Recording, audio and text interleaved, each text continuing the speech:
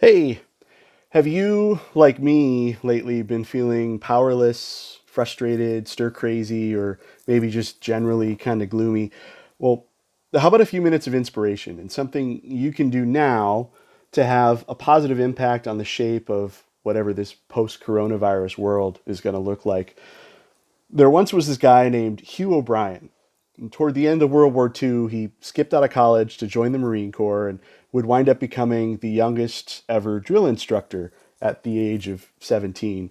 After the Marines, he moved to LA, and while planning to study law, he got cast in a play and caught the acting bug, as one does. And Hugh would go on to play Marshal Wyatt Earp on primetime television back when there were only three TV networks, becoming insanely popular and well known to households across the US. Ask your parents or grandparents if they had a TV in the 50s and 60s, they probably know who Hugh O'Brian was.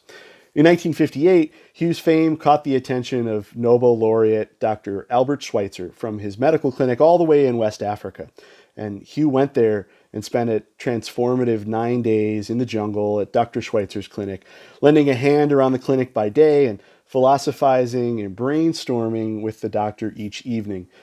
Before Hugh would begin his long journey back to the States, Dr. Schweitzer took him by the hand, looked him in the eye, and asked, "Hugh, what will you do with this?" Hugh would think about that question and his experiences at the clinic the whole trip home.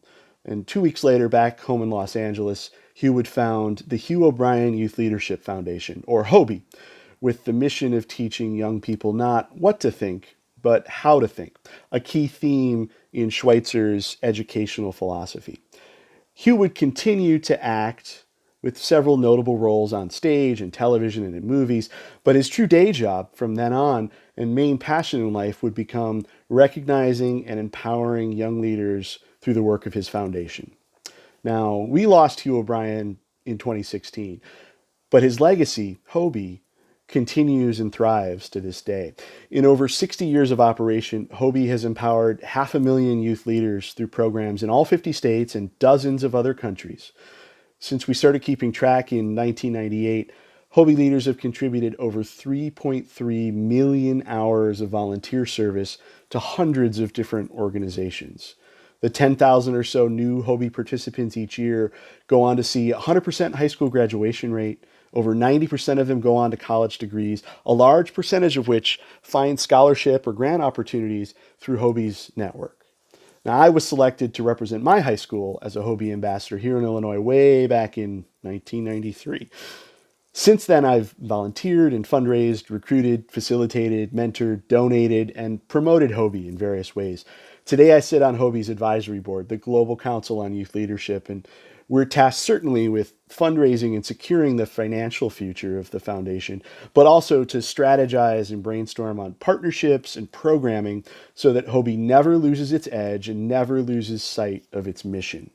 HOBY's program revolves around these 3-day seminars, normally held in May and June of each year, and an international week-long gathering we call the World Leadership Congress, held here in Chicago each July.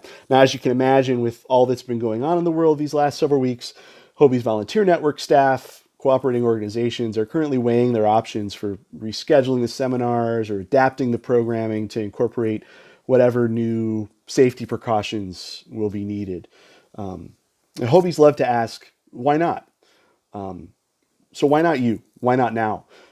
Trust that the outstanding work of HOBY will continue. We just need to figure out exactly how that will happen going forward. And it's becoming increasingly clear that this year we're going to need a little more help than normal to make that happen.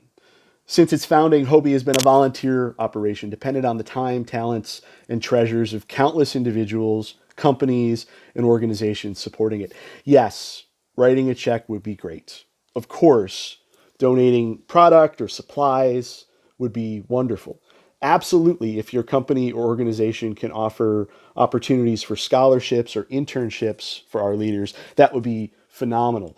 Definitely, your help as a volunteer, a speaker, mentor, facilitator, or board member will impact numerous people, not the least of which would be you yourself.